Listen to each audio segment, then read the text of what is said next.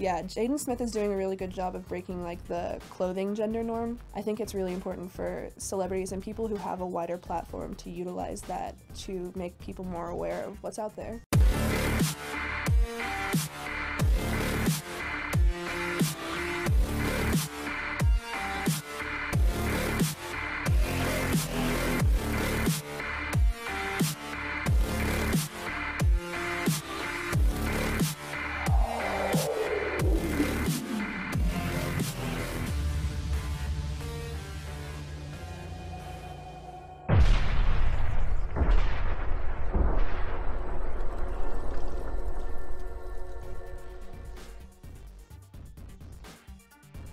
Laverne Cox, definitely my favorite right now.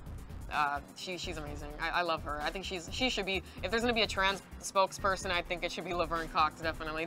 I think Miley Cyrus is a very big like inspiration with me, especially when it comes to gender. She is just like fighting hard for the trans community. She is so open and accepting with that, and she's a very big voice, and I appreciate her for that. I love Jaden Smith. Yeah, Jaden Smith is doing a really good job of breaking like the clothing gender norm. I think it's really important for celebrities and people who have a wider platform to utilize that to make people more aware of what's out there. If you know at least somebody else is out there, even if you're not like connected with them, say you're just cognizant of Ruby Rose just existing in the world, being their beautiful self, it's just really nice to know that somebody's out there that could possibly help you. A West Virginia public school district is battling the parents of a kindergarten student over its practice of teaching the Bible. The child's mother says the Bible in the school's program is unconstitutional because it endorses one religion and violates the consciences of non-religious students and parents. The school district is arguing that the parents of the kindergartner don't have standing to sue because the Bible class doesn't start until the first grade. Security remains tight at a Maryland high school now in the middle of America's immigration debate. Two 18-year-old undocumented immigrants are accused of raping a 14-year-old girl. Now activists on both sides are using the Rockville, Maryland school as a battleground. The vitriol has gotten out of control.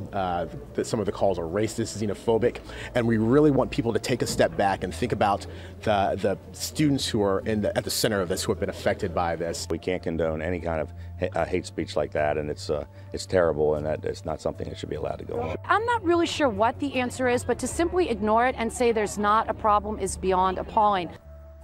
The Trump administration says it is working to stop illegal immigration because of, quote, tragedies like this. The new rules by the Department of Homeland Security will prohibit flyers from directly carrying on any electronic devices larger than a smartphone in the main cabin of an airplane. Devices that must be checked in luggage include cameras, iPads, electronic games, tablets, and laptop computers. The precautionary security enhancements are being implemented at 10 different airports in 8 different countries across the Middle East and Northern Africa, although officials say this new measure is not country-specific. 9 different carriers will be affected by the electronics ban, all of which run non-stop flights into the United States. The new measure will apply to all airline passengers flying from the specific airports, regardless of their pre-clearance or airline status. Senior administration officials remain concerned over the targeting of commercial aviation, including the smuggling of explosives inside consumer items. This video from February of last year shows the results of a detonated laptop bomb on board a flight departing from Somalia. Google could lose millions of dollars due to angry advertiser complaints. AT&T, Verizon, and other major advertisers are suspending their marketing campaigns on Google's YouTube site because their brands have been showing up alongside videos that promote terrorism. The head of Google Europe, Middle East, and Africa apologized after the complaints. So I want to start by saying sorry. We apologize when anything like that happens. We don't want it to happen, you don't want it to happen, and we take responsibility for it. Matt Britton says Google is looking at policies, controls, and enforcement to deal with advertisers' concerns. The FBI worked with Israeli authorities to arrest this 18-year-old man who covered his face as he appeared briefly in court. A U.S. law enforcement official tells CBS News he's believed to be responsible for most of the 160-plus bomb threats phoned into Jewish centers in the U.S., Australia, New Zealand, and Canada. Israeli police spokesman Mickey Rosenfeld. We're looking to see the identification of the suspect himself, his profile, what were the motives behind him carrying out those threats. The source says agents now believe the suspect used an anonymizer to mask his phone number and IP addresses and may have programmed calls in rapid succession. Meanwhile, during more than a year of vetting, Australia denied 500 Syrian refugees entry into the country for security reasons. Australia's Immigration and Border Protection Minister says Wednesday's deadly attack near Britain's parliament is evidence that his country made the right decision to use caution when admitting refugees from Syria. Australia says that during that period of vetting, the country did allow 12,000 refugees from the Middle East.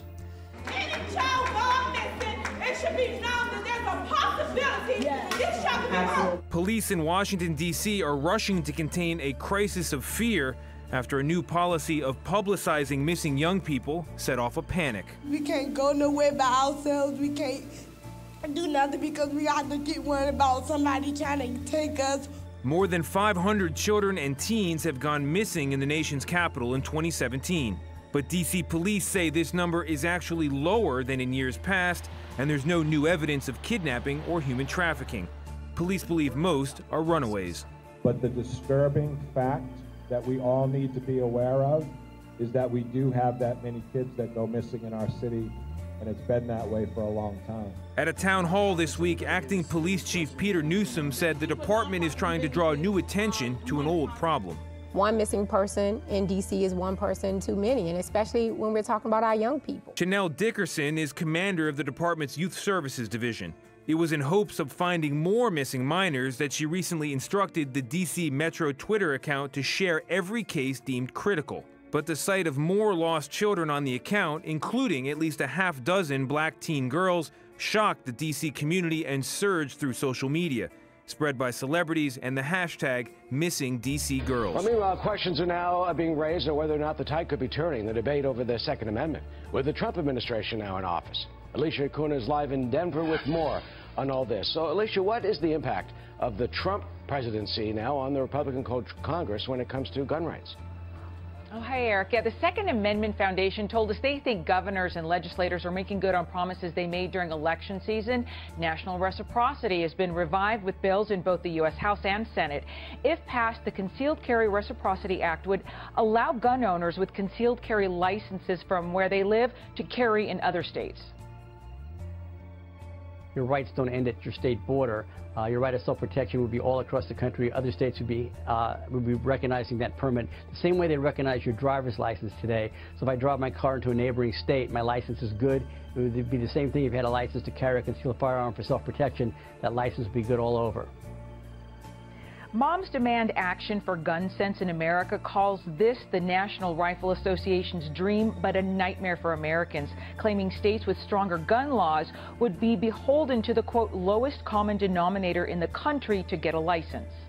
Khalid Massoud, a 52-year-old English teacher and British native, living in the Great Britain Muslim enclave of Birmingham, England, where, according to a 2011 census, 21.8% of the Birmingham population identified as Muslim, a much higher average compared to the national average of 4.8%. Molded by a life of criminal acts and radicalized by the ongoing jihad in Europe, Massoud took the lives of a mother of two, a vacationing American, an unarmed police officer, and a 75-year-old retiree after driving a Hyundai 4x4 on the pedestrian right-of-way, plowing through as many as 40 people of various national backgrounds down one of the most symbolic roads in England, leaving a trail of death and mayhem at the foot of the iconic Big Ben. The message was abundantly clear even before ISIS claimed responsibility. Former spokesman and leader of the English Defence League, Tommy Robinson,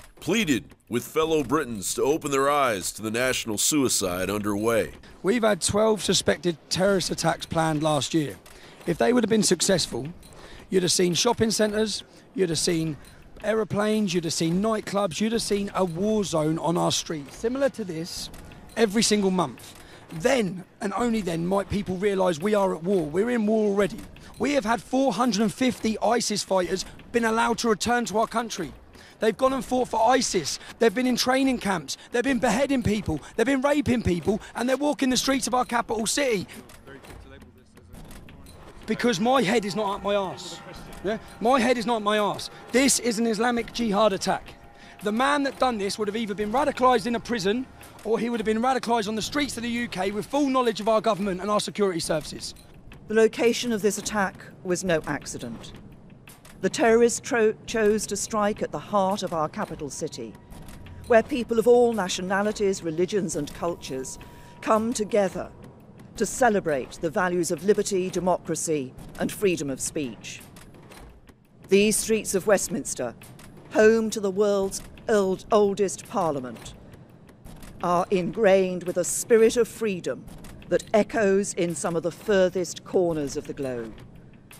And the values our parliament represents: democracy, freedom, human rights, the rule of law, command the admiration and respect of free people everywhere. The English authorities seem to have been temporarily awakened by the obvious message, as raids in London, Birmingham, Surrey, Wales, Manchester, and Brighton have so far netted 10 people related to the recent attack on the heart of England. Confirm that we have searched 6 addresses and made 7 arrests. The inquiries in Birmingham, London, and other parts of the country are continuing. It is still our belief, which continues to be borne out by our investigation, that this attacker acted alone and was inspired by international terrorism. The larger question here is, what kind of global culture do we really live in, where Silicon Valley elite sociopaths flood our media landscape with their version of reality, while technocratic billionaires plan a dystopian future where our children are replaced by robots, where war hawks place the common citizen in the theater of war for dubious reasons, and where a psychopathic ideology is protected while openly professing a message of death to its host. Just how stupid are we to allow this war against us, the cannon fodder of the globalists and the enemies of Islam, to continue?